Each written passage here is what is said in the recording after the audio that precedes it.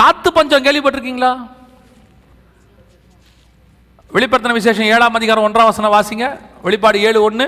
இவைகளுக்கு பின்பு பூமியின் 4 திசைகளிலும் இருந்து 4 தூதர்கள் நின்று பூமியின் மேலாவது சமுத்திரத்தின் மேலாவது ஒரு மரத்தின் மேலாவது காற்று அடியாதபடிக்கு பூமியின் 4 காற்றுகளையும் பிடித்திருக்க கண்டேன். இது ஆக்சுவலா இதுக்கு வேற அர்த்தம், நல்லா தெரிஞ்சுக்கொள்ளுங்க. இது அது அர்த்தம் இல்லை. இது எதுக்காக ஆண்டவர் அங்க சொல்றாருன்னா, கடைசி காலத்துல இந்த பூமியில அந்தி கிறிஸ்துவுக்கு மறைவாக ஒரு கூட்டத்தை கொண்டு போய் ஆண்டவர் சேவ் பண்ண போறார். ஒரு 1,44,000 பேர். நீங்கள் எனக்கு ஒரு SMS அனுப்பிச்சிருந்தீங்க, ரத்னகுமார் பிரதர் ஒன்று அனுப்பிச்சிருந்தார் எனக்கு. அதுக்கு விளக்கம் கேட்டார். அந்த விளக்கம் இதுதான். அந்த 7 வருஷம் உபத்திரவ காலத்தில் ஒரு 1,44,000 பேரை கொண்டு போய் சேவ் பண்ண போறார். இஸ்ரவேல் ஜனங்களில் 12 கோத்திரத்திலிருந்து ஒவ்வொரு கோத்திரத்திலிருந்தும் 12,000 கொண்டு போய் சேவ் பண்ண போறார். அப்படி சேவ் பண்ற அவங்க மேலதான் முத்திரை போடப்படுகிறது. தேவனுடைய முத்திரை அப்படின்னு சொல்லுவாங்க, போடப்படுது. இப்ப என்ன நடக்க போது, இவங்களை கொண்டு போய் சேவ் பண்ணும்போது அந்தி கிறிஸ்து என்ன செய்யக்கூடாது, இவங்களை கண்டுபிடிக்க கூடாது. அப்ப கொண்டு போய் சேவ் பண்ற வரைக்கும் காத்த பிடிக்க சொல்றாரு. 4 காத்து என்ன செய்யுங்க, பிடிங்க. ஏன் அப்படின்னா எவ்வளவு பெரிய தீர்க்க தரிசனம் தெரியுமா இது? இன்னைக்கு பூமி முழுக்க எதனால் நடத்தப்படுது? ரேடியோ ஃப்ரீக்வன்சி, இன்டர்நெட், சேட்டிலைட் அத்தனையும் எதை பேஸ் பண்ணிருக்கு? காத்த பேஸ் பண்ணிருக்கு. உங்களுடைய எல்லா இன்ஃபர்மேஷனும் இப்ப எதுல டிராவல் ஆகுது? காத்துல. உங்களை எதை வச்சு கண்டுபிடிக்கிறாங்க? RFID எதுல வருது? காத்துல. அப்ப காத்த பிடிச்சாச்சுன்னா ஒரு இன்ஃபர்மேஷன் டிராவல் ஆகாது, ஒரு இடத்தையும் ட்ராக் பண்ண முடியாது. அவங்களை காத்த பிடிச்சி இன்ஃபர்மேஷன் நிறுத்தி அதுக்கு நடுவில் இவங்களை கொண்டு போய் ஒரு இடத்துல கர்த்தர் சேவ் பண்ண போறாரு. அதுக்கு தான் சொல்றாரு, இவர்களை கொண்டு போய் சேர்க்கிற அளவும் காத்த புடிங்கிறாரு. என்னைக்கு சொல்றாரு? 1900 வருஷத்துக்கு முன்னாடி. இன்னைக்கு காத்த கொண்டு தான் நம்மளை பிடிக்க போறாங்க. எவ்வளவு பெரிய டெக்னாலஜி பாருங்க. அது ஆக்சுவலா அதான் சொன்னது, அதுக்கு தான் அப்படி சொல்லி இருக்கிறார். ஆனா உண்மை என்னன்னா, இன்னைக்கு ஒரு காத்து பஞ்சம் வந்திருக்குது பூமியில. நாங்க இத தண்ணி பஞ்சத்தை எடுக்கும் போதே இந்த மாதிரி ஒரு காத்து பஞ்சம் வரும்னு எடுத்துக்கிட்டு இருந்தோம். ஏன்னா அப்போ ஷாங்காயில காத்து பஞ்சம் வந்துருந்துச்சு. இதுதான் ஷாங்காயில காத்து பஞ்சம். அப்பவே காத்தை அங்க சைனால என்ன பண்ணாங்க, காசு கொடுத்து வாங்கினாங்க. ஜெர்மனியிலிருந்து, கனடாலிருந்து. அப்போ ஒரு கேனுடைய விலை இந்திய பணத்துக்கு 3400 ரூபாய் காசு கொடுத்து வாங்கிட்டு இருந்தாங்க. அதுலேயுமே இப்போ நம்ம எப்படி அக்வாஃபினா கிண்ட்லேன்னு சொல்கிறோம், அந்த மாதிரி கனடா காற்று, ஜெர்மனி காற்று, அப்புறம் அந்த மலையோட காற்றுலாம் இருக்கு. இவ்வளோ இது பாருங்க எப்படி கெட்டு போச்சு பாருங்க. அந்த ஊர் மாசு கட்டுப்பட்டு முழுக்க போச்சு, சுத்தமான காற்றே கிடையாது. அதனால என்ன பண்ணிட்டாங்க அந்த ஊரில் டாக்டர்ஸ் எல்லாம், தயவு செய்து எல்லாரும் ஆளுக்கு ஒரு காற்று கேனை வச்சுக்கோங்க அப்படின்னு சொல்லிட்டாங்க. அது மட்டும் இல்லாம இது காத்து பங்க், பெட்ரோல் பங்க் மாதிரி சைனால இது காத்து பங்க். என்ன காத்து பங்க் அப்படின்னு கேட்டா, போய் 1 மணி நேரம் நீங்க படுத்துக்கலாம், சுத்தமான காத்து கிடைக்கும் உங்க லங்ஸுக்கு. ஒரு நாளைக்கு ஒரு 1 மணி நேரமாவது சுத்தமான காத்து நீங்க என்ன செய்யணும், சுவாசிக்கணும்னு சொல்லி காத்து பங்க். இது மனுஷனுக்கு மட்டும் இல்ல, நாய்களுக்கு, பூனைகளுக்கு, எல்லாத்துக்குமே இருக்குது. அந்த மாதிரி காத்து பங்க் கொண்டு வந்திருக்கிறாங்க. ஸோ கேன்ல இது நாய்க்கு, இப்போ மனுஷனுக்கு கேன்ல காத்து பங்கு இந்த மாதிரிலாம் வந்துச்சு. இந்த மாதிரிலாம் அங்கே வருது அப்படின்னு நம்ம சொன்ன போது, நாங்கள் இந்தியாவுக்கும் வர வாய்ப்பு இருக்குது அப்படிதான் சொன்னோம். சவுண்ட் வைங்க பிரதர். வாய்ப்பு இருக்குதுன்னு தான் சொன்னோம். ஆனால் அது எங்கே வந்துருச்சு நேரடியாக பார்த்தா தமிழ்நாட்டுக்கே வந்துருச்சு. இங்கே பாருங்க, ஆக்சிஜன் கேன்கள் விற்பனைக்கு வந்துவிட்டன. தூய காற்று என்ற பெயரில் விற்கப்படும் ஆக்சிஜன் கேன்கள் சென்னை வாசிகளை அதிர்ச்சியில் ஆழ்த்தியுள்ளது. ஒரு கேனுடைய விலை 600 ரூபாயாம், 650 ரூபாய். சென்னை தியாகராய நகரில் நாம் கண்ட காட்சி அதிர்ச்சியை ஏற்படுத்தியது மட்டுமல்லாமல் சில நிமிடங்கள் திகைப்பையும் உண்டாக்கியது.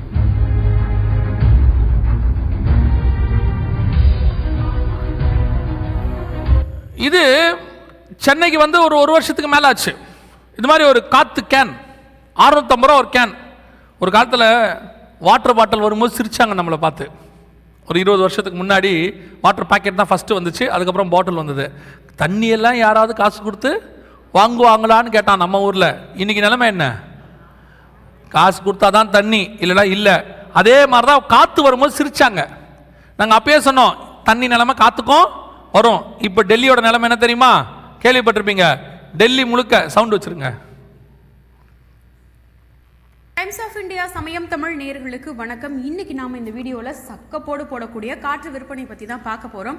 அதுக்கு முன்னாடி டெல்லியில இன்னைக்கு காற்று மாசு அதிகரிச்சிருக்கு. பொதுவா 0ல இருந்து 50 வரைக்கும் இருந்தது தரப்புள்ளிகள்னா அந்த காற்று வந்து சுத்தமான காற்று அப்படின்னு சொல்றாங்க. 51ல இருந்து 100 வரைக்கும் இருந்தது அப்படின்னா ஓகே, நம்மளால சமாளிக்க முடியும்.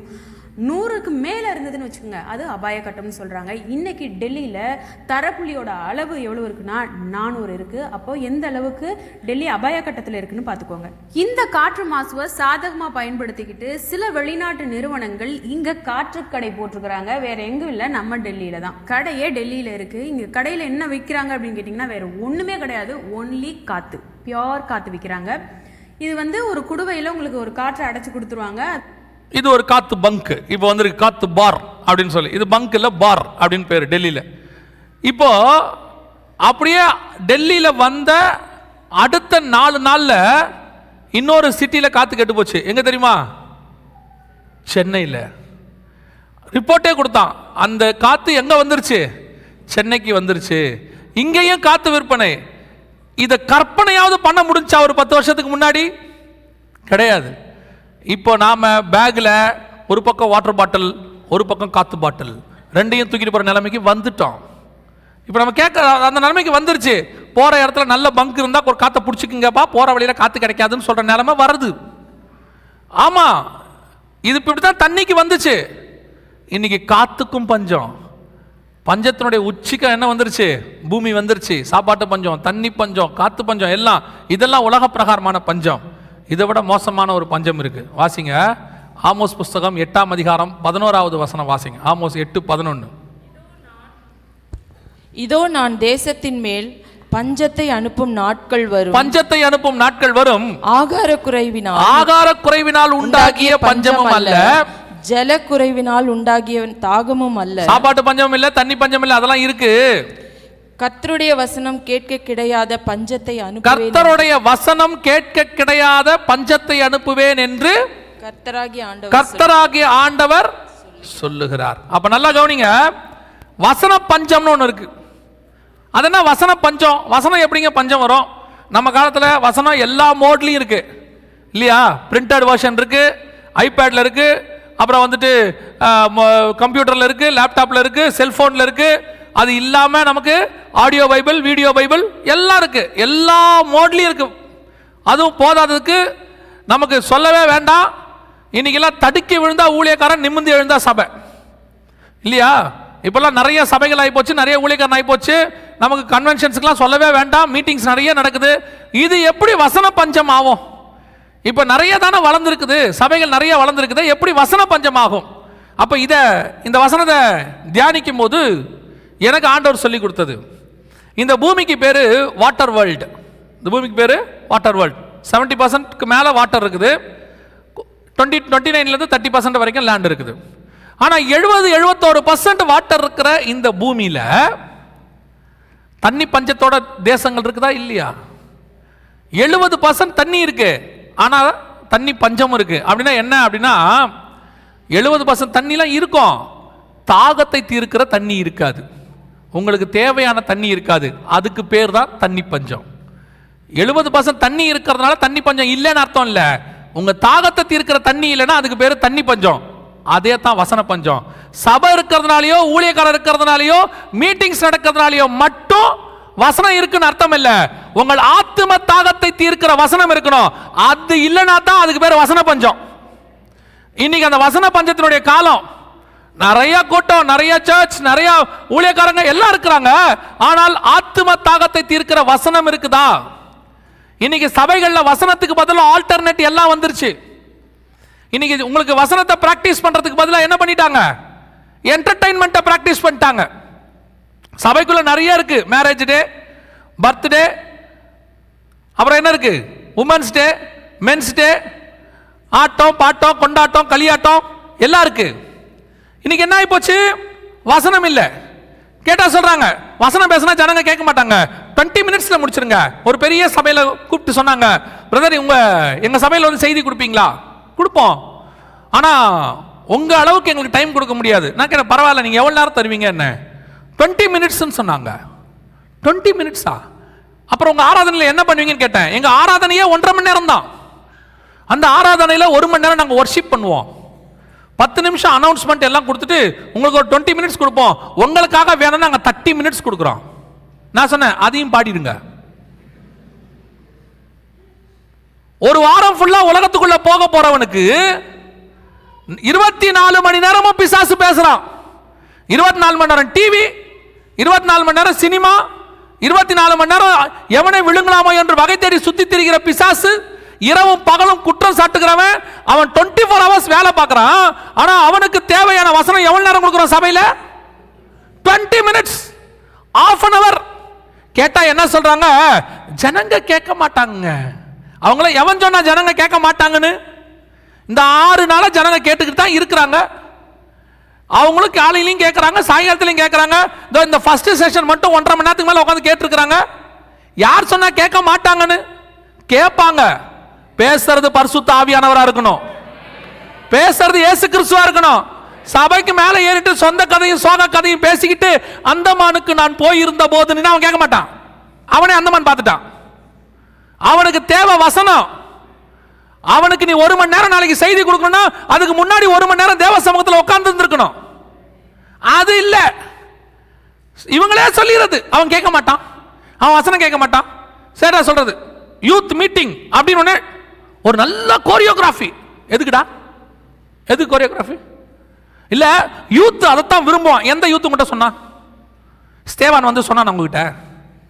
ஸ்தேவான் சாவ போகும்போது சொல்லிட்டு போனானா, வரக்கூடிய சந்ததிகளுக்கு 2 குத்தாட்டத்தை போடுங்கள், அவர்கள் ஆண்டவராக இயேசு கிறிஸ்துவை ஏற்றுக்கொள் சொன்னானா? எதுக்கு டான்ஸ் போடுவீங்க கோரியோகிராஃபி? இல்ல அதான் யூத் விரும்புறான். கிடையவே கிடையாது. வசனத்தின்படி டான்ஸ்னால ஒருத்தர் ரட்சிக்கப்படவே மாட்டான். வாலிபன் எதனால் தன் வழியை சுத்தம் பண்ணுவான்? கர்த்தருடைய வசனத்தின்படி தன்னை காத்துக் கொள்ளுகிறதுனாலே. உங்களுக்கு வேலை அவனுக்கு ஏத்த மாதிரி கொடுக்கிறது இல்ல, அவனை கர்த்தருக்கு ஏத்த மாதிரி மாத்துறது தான் உங்களுடைய வேலை. இன்னைக்கு சபை வைஸ் வர்சாவா போயிட்டு இருக்கு.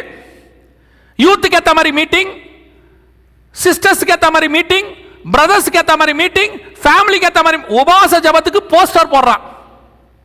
இயேசுநாதர் சொன்னாரு எவனுக்கு தெரியாம உபவாசம் இருக்குன்னு. உபவாச ஜெபத்துக்கு போஸ்டர் போடுறான். 21 நாள் உபவாச கூட்டம், அனைவரும் வாரீர். நம்ம என்ன டிவியா கொடுக்க போறோம்? போட்டியை என்ன போடுறான் அதுல? அதுக்கு அடுத்து கீழே போடுறான் முடிவிலே உணவு வழங்கப்படும். உருப்பிடுமா? உபவாச ஜெபத்தை கூப்பிடும் போதே சோறு போறன்னு கூப்பிடுறியே, நீ உருப்பிடுவியா? அப்ப நீ அவனை என்னவா நினைக்கிற? சோத்துக்கு வர கூட்டமா நினைக்கிறோம். சபை எவ்வளவு கீழ்த்தரமா போச்சு பாருங்க. 3 நாள் பிரசங்கம் பண்ண பிறகுதான் இயேசுநாதர் சாப்பாடை பத்தியே யோசிக்கிறாரு. ஒருத்த வந்து கேட்கிறான், ஐயோ உங்களுக்கு சாப்பாடு இல்லையா? அதெல்லாம் கொடுக்கலாம் இருறாங்கிறாரு. நம்ம என்ன பண்றோம்? மீட்டிங் தொடங்கத்துக்கு முன்னாடி பிரியாணி ஆர்டர் கொடுத்துறோம். ஆர்டர் கொடுக்கிறது மட்டும் இல்ல, அனௌன்ஸ் பண்ணிடுறோம். ஆர்டர் கொடுக்கிறது கூட தப்பு இல்ல, அது ஒரு ப்ரொசீஜர். அனௌன்ஸ் பண்ணிடுறோம். கவலைப்படாதீங்க, கொஞ்சம் லேட் ஆனாலும் முடியும் போது உங்களுக்கு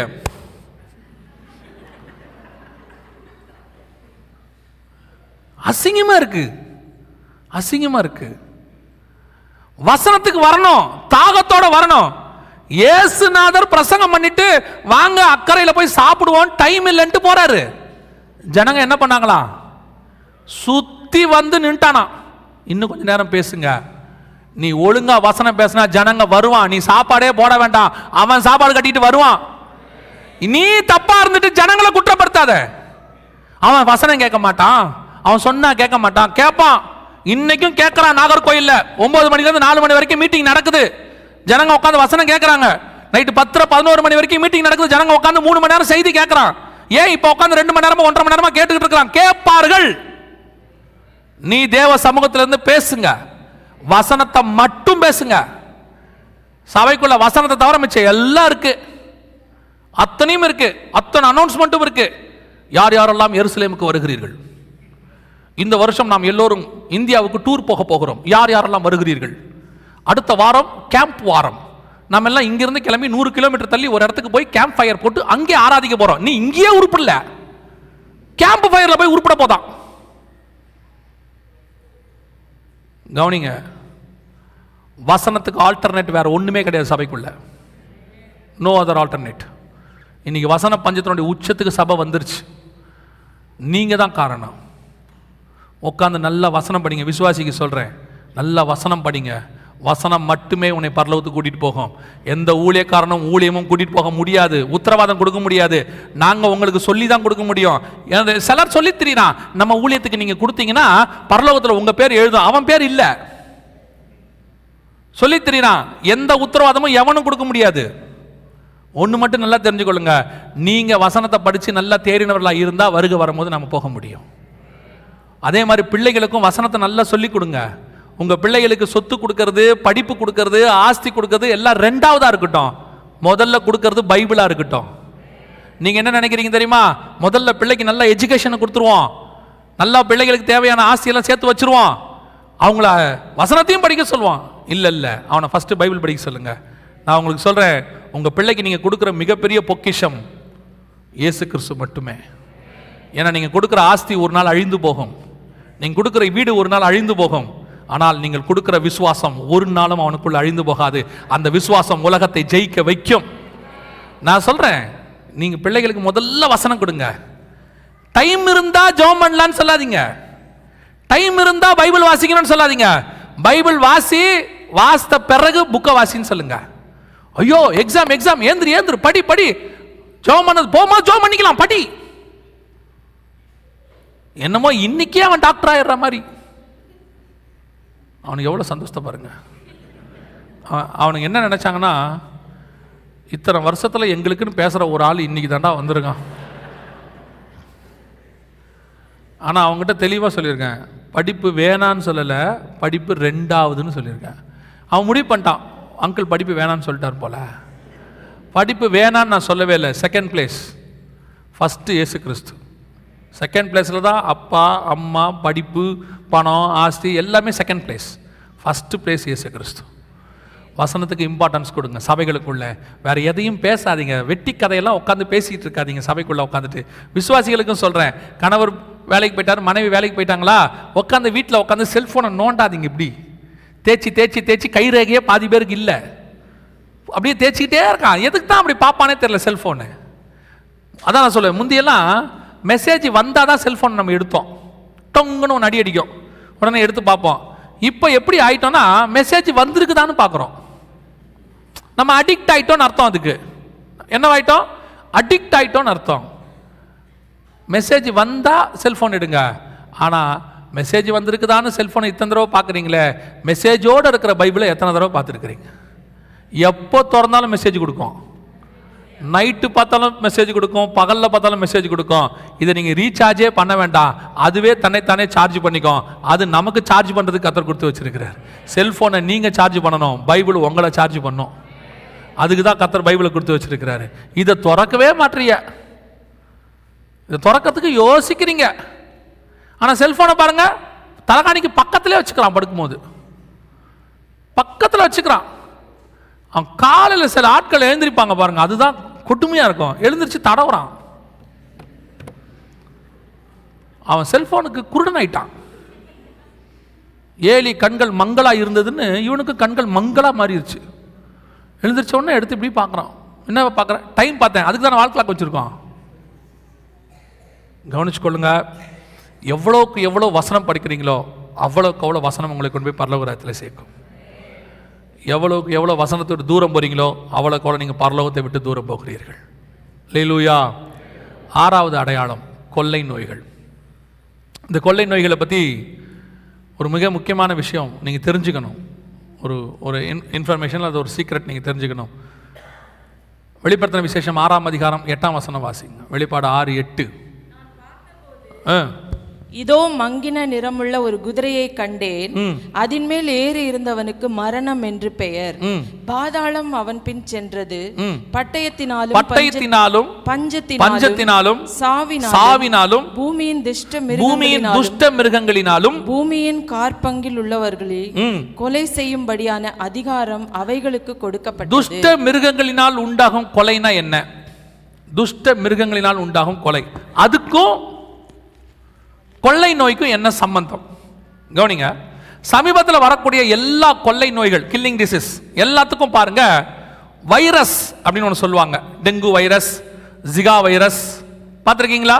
எல்லாம் வைரஸ். இந்த வைரஸ் அப்படின்னாலே உங்களுக்கு ஒன்று தெரியணும், அது தானாய் உருவாகாது, யாராவது உருவாக்கணும். அப்படி உருவாக்கணும், அதுக்கு பேர் என்னது? வைரஸ்.